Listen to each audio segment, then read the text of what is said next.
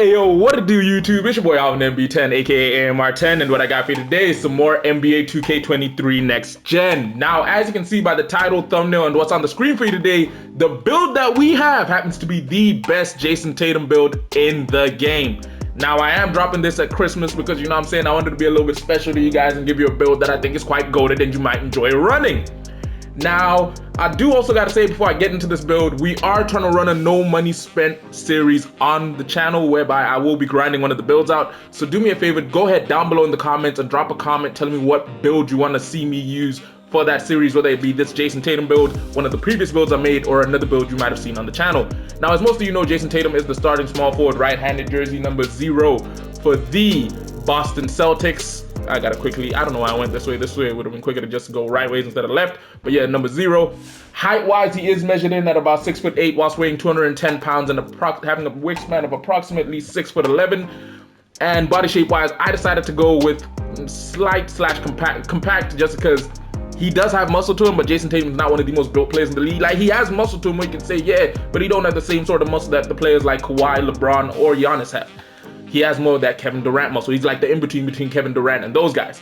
Now, before we get into the skill breakdown for the build, as per usual, I do gotta say, if you enjoyed today's content and you want to see more content like this, do me a favor, go ahead and hit that like button, because we are aiming to get at least 50 likes on this video, because that does help with getting these videos out there and with the YouTube algorithm. It helps the channel in growing, because the more we grow, the more likely I can do giveaways, because those of you who know, I am really trying to do giveaways on the channel because I am trying to give back to a lot of you.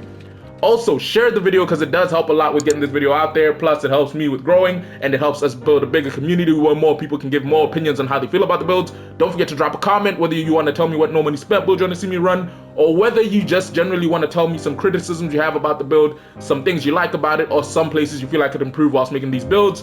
And lastly, but not least, of course, don't forget to hit that subscribe button as well as turning post notifications on. We are about 6 days away from the new year, but hey, if we can somehow get to 1,700 subscribers, I'll be more than happy. Now, getting straight into the build, first things first, you gotta get the physicals out the way. Me and Samuel, because Samuel and I tend to make majority of these builds, decided to go with an 80 speed on the build, a 78 when it came to the acceleration, and then when it came to the strength, we decided to put this up to a 46, with this majorly being influenced by the interior defense we put on the build. And then vertically, we decided to go with a 71, or at least this was more me, as well as giving the build a stamina of about an 85. Key thinking here, we are aiming to get pro contact dunks, and you do need a semi-decent vertical in order to have a higher chance of blocking shots.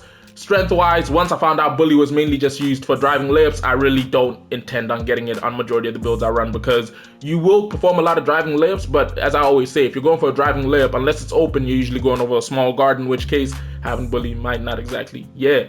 Now, getting the driving dunk out the way, as I did say, we were aiming to get at least pro contact dunks, but we were also aiming to get gold limitless takeoff, so we went with an 86 when it came to the driving dunk, because as you can see, that does allow us to get silver posterizer, silver slithery finisher, gold aerial wizard, and gold limitless takeoff.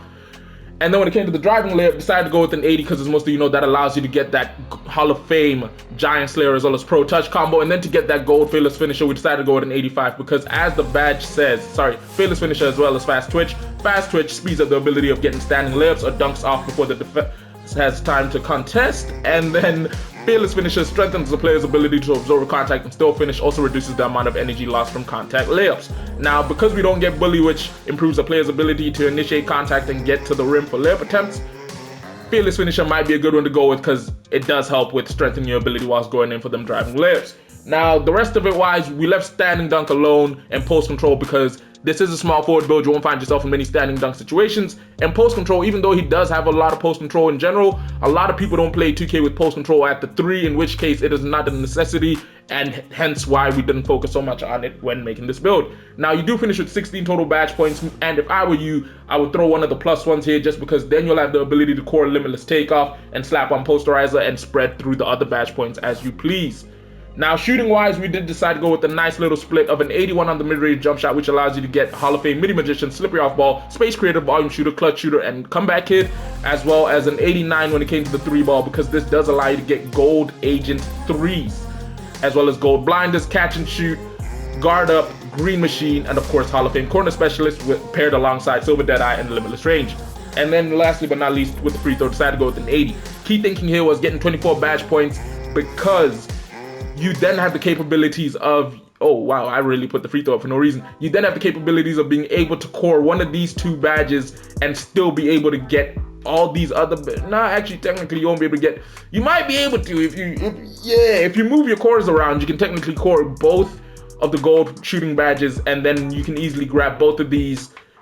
Basically, you can make this build a knockdown shooter, even though it's meant to be somewhat of a shot creator that can play a lot of defense. Then, of course, playmaking wise, you got to go with an 89 on the ball handle. This was more Samuel than me because, as he said, Jayson Tatum is fast off the dribble when getting at people. I thought he was worth at least gold quick first step, but Samuel wanted to go with Hall of Fame quick first step, so that's what we went with. And then when it came to the pass accuracy, we decided to go with a 75 on this build, as well as giving it a speed with ball of about a 75, because that does allow us to finish the build up with 20 total playmaking badge points. Good thing here being you do get Hall of Fame quick first step, but you also get gold killer combos, clamp breaker, and unpluckable.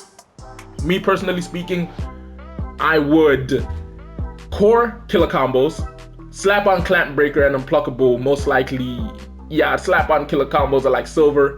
Unpluckable you might not be able to get, but hey, you are a small forward, so you don't really have to worry too much about people trying to rip you, but it's up to you how you want to slap it, whether you want to go clamp breaker or unpluckable, that's all up to you. Then defensively, of course, decided to go with a 71 when it comes to the interior defense, because this does allow us the capabilities of being able to contest most shots inside, plus it automatically gives us gold workhorse as well as bronze post lockdown and bronze box out beast and brick wall. And then when it came to the perimeter defense, decided to put this up to an 80 because you will want to extend your gameplay out with this build. Plus at an 80 you get an extra badge point, as you will see here. Oh no, you don't see it here, but at an 80 you do get silver challenger and bronze clamps to pair alongside with gold ankle braces and gold menace, as well as Hall of Fame off ball pest and pick dodger.